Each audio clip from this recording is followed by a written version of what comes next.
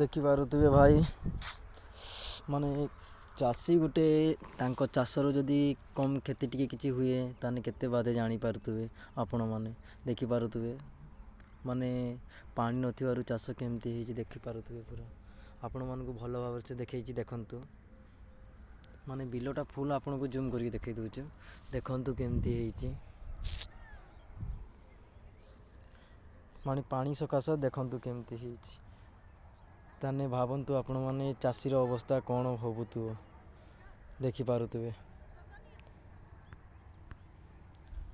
ଆଉ ସେପଟେ ଅଧେ କାମ କରୁଛନ୍ତି ଅଧେ ଲୋକ, ତାଙ୍କର ସେପଟେ ଚାଷ ହେଇଛି ବୋଲି ସେମାନେ ଚାଲି ଯାଇଛନ୍ତି ଧାନ କାଟିତେ। ଏପଟେ ଦେଖନ୍ତୁ ଚାଷ ଟୋଟାଲ୍ ଏଇଟା ହେଇନାହିଁ, ଦେଖିପାରୁଥିବେ। ଗଛ ଗୁଡ଼ା କେମିତି ମରିଯାଇଛି ଭାଇ, ଦେଖିପାରୁଥିବେ। ଦୁଃଖ କଥା, ଦେଖନ୍ତୁ ଚାଷୀର ହେଉଛି ସବୁଠୁ ଶକ୍ତି ଆମ ଚାଷ।